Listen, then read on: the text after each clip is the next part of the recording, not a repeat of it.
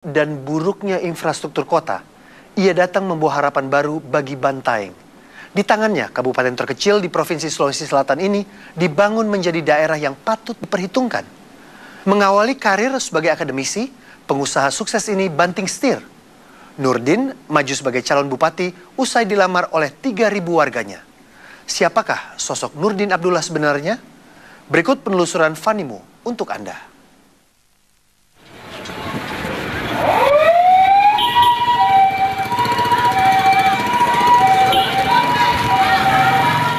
Medan yang cukup berat tak menghalangi Brigade Siaga Bencana untuk melaju dengan cepat.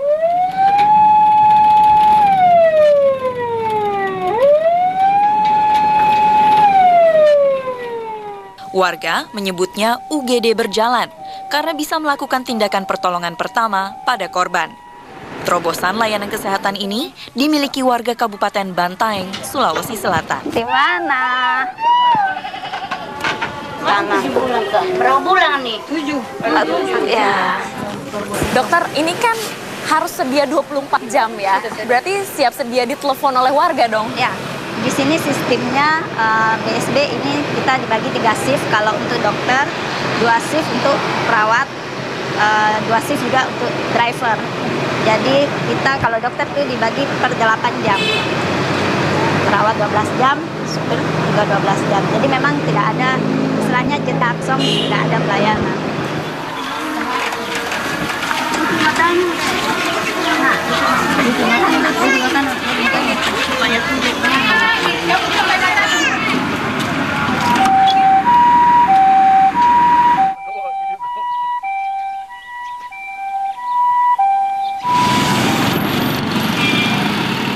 Delapan ambulans dan 5 unit damkar hibah dari perusahaan produsen mobil ternama Jepang disiagakan untuk memenuhi kebutuhan warga Bantaeng. Warga di kabupaten yang luasnya hanya 0,8% dari Sulawesi Selatan, namun kian ramai diperbincangkan. Ada yang menyebut bahwa Bapak adalah bupati yang gila dalam hal berani tampil beda dan juga memberikan terobosan berupa pembangunan cek dam dan juga Brigade Siaga Bencana. Komentar Anda? Saya melihat Bantaeng sebuah daerah yang sangat dirahmati oleh Allah, diberikan 3 klaster, mulai dari pinggir pantai sampai puncak gunung. Tapi infrastruktur yang sangat buruk ya. Akibat karena itu tadi bencana silih berganti.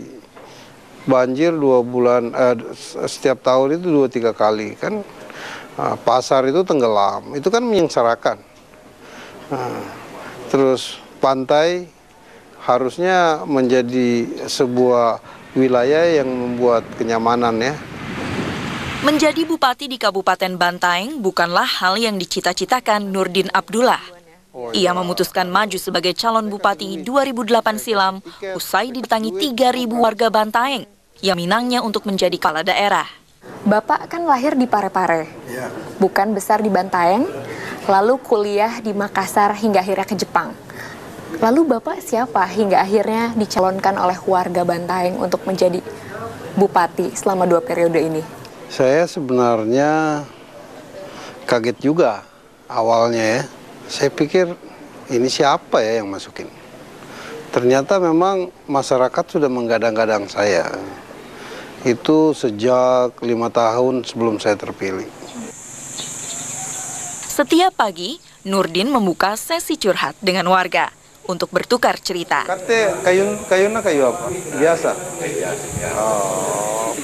Apakah yang mereka curhatkan itu selalu mendapatkan solusi dari Bapak? Pokoknya kalau ke rumah, masyarakat ke rumah, nggak ada yang pulang kosong. Ya, semuanya langsung kita tindak lanjuti. Seperti misalnya, mereka datang, anaknya harus bayar uang sekolah. Ya, sekolah di Makassar. Dan kalau dia tidak bayar, dia harus tidak ikut ujian. Itu kan nggak sampai hati.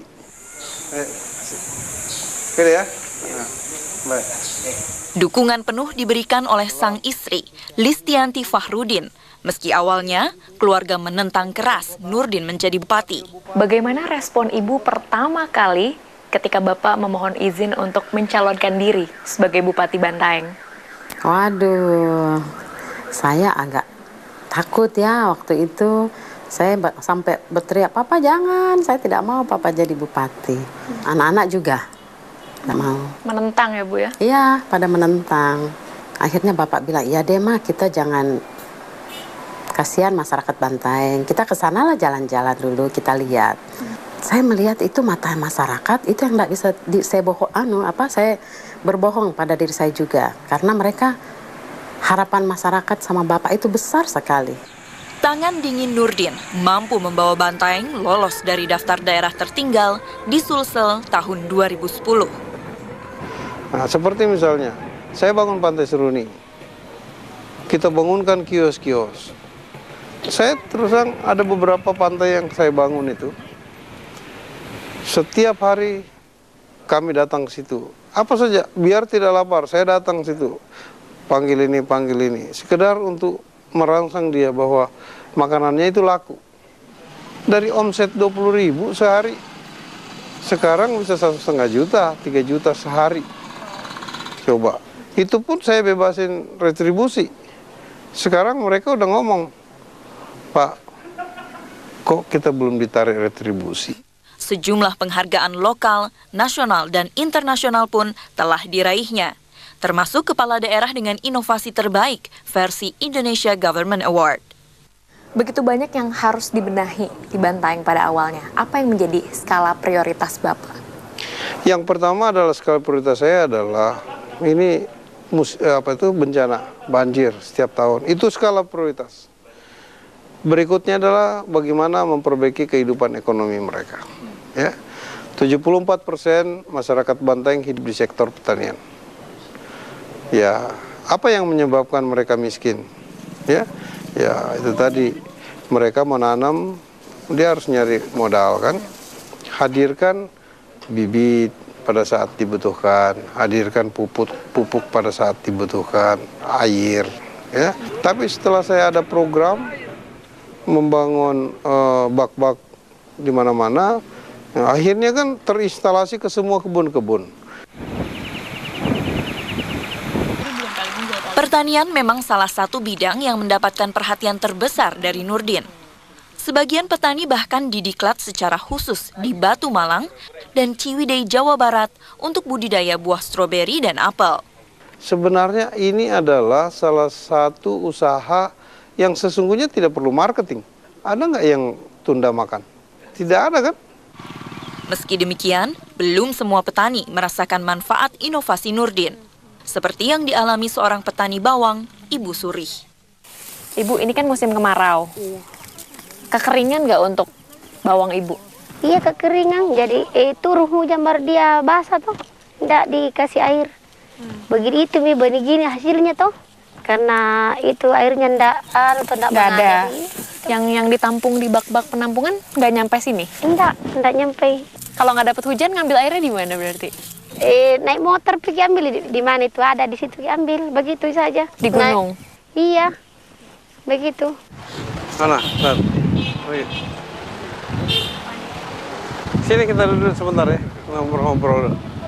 Untuk mengatasi ketidakmerataan seperti itu, Nurdin gemar mendatangi rumah warga secara tiba-tiba. Tolong saya Pak yang percepat, Ki. Kita percepat dulu anunya nih. Bulan 12 ini ya, itu sudah dinikmati air sini ya? Oke. Itu jadi sumber berapa liter? Satu hal yang menarik, data BPS tahun 2013 menunjukkan penurunan angka perceraian yang signifikan di Bantaeng. Jadi ada korelasinya ya Pak? Itu besar. Coba kalau suami nggak ada kerja, istri nggak ada kerja, berantem terus kan. Sekarang di Bantaeng, berantem di rumah, jalan-jalan keluar, duduk-duduk di Pantai Seruni, pulang itu udah akur tuh. Karena lingkungannya yang membentuk dia menjadi akur. Kedekatan sosok Nurdin Abdullah kepada rakyatnya apakah tidak terkesan memanjakan rakyat? Membuat rakyat dikit-dikit mengadu kepada Bupati. Komentar Anda? Saya kira itu bisa ada benarnya untuk mendeteksi fakta realitas sesungguhnya. Dia bukan pemimpin yang ABS. Ya, dia butuh apa sih sebenarnya yang terjadi. Pengamat komunikasi politik Universitas Hasanuddin Makassar, Dr. Hasrullah, mengakui kerja keras Nurdin Abdullah dalam memajukan Bantaeng. Bila dilakukan penilaian dengan angka dari 10 sampai 100 tentang skala keberhasilan Nurdin Abdullah dalam memimpin Bantaeng, menurut Anda berapa skornya? Di A kalau dia. Ya, karena kenapa? Sampai sekarang hampir keresahan masyarakat tidak ada. Lalu apa saja pekerjaan rumah yang harus dibenahi Nurdin Abdullah di Bantaeng? Memang kami juga masih ada beberapa masyarakat daerah pesisir naik ke gunung itu memang masalah pendidikan. Ya, masalah kemiskinan masih ada. Rumah-rumah yang belum bagus itu masih ada. Saya kira harus fokus ke sana. Di tengah banyaknya tugas yang masih menanti, sang istri setia mendampingi. Ibu, ada yang berubah tidak dari sosok ibu mengenal Bapak mungkin 27 tahun yang lalu dengan sekarang setelah menjadi bupati? Kalau yang berubah sih, iya. Sekarang setelah jadi bupati itu waktunya ya, lebih banyak memang. Karena Bapak memang dasarnya pekerja. Jadi kadang suka lupa waktu, ibu masih harus cerewetin ya Bu? Betul, iya. Kalaupun di rumah, SKPD masih pada ada jam 10 lewat, saya yang langsung bilang, minta maaf Pak, pulang dulu ya karena Bapak mau istirahat. Oh iya ya Bu, gitu. Nurdin Abdullah memang seakan tak mengenal lelah. Dengan berbagai prestasi yang telah dicapai, ia belum mau berpuas diri di periode jabatannya yang kedua. Kini, Bantaeng tengah bersolek agar tidak lagi menjadi tempat transit, melainkan menjadi destinasi kunjungan wisata yang patut diperhitungkan di Indonesia. Ada bukan mitos ya, tapi image orang Sulsel itu kalau cerita Jeneponto, Bantaeng ke atas tuh itu selalu identik dengan kemiskinan, identik dengan keterbelakangan, ya. Tapi setelah Bantaeng menggeliat, sekarang kan orang tertuju ke Bantaeng, matanya tertuju ke Bantaeng. Dulu Bantaeng menjadi daerah perlintasan, ya. Sekarang menjadi destinasi, ya. Orang mau wisata, oh Pantai Marina Bantaeng. Dan yang terpenting, ia yakin dirinya telah mematok standar yang sepatutnya dimiliki oleh seorang pemimpin daerah. Bupati yang akan datang itu harus high grade. High grade, karena masyarakat pasti seleranya udah semakin tinggi.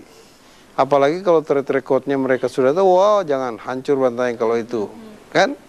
Makanya sekarang saya punya teman-teman di pemerintahan ini lomba-lomba prestasi, lomba-lomba membuat terobosan-terobosan, inovasi-inovasi.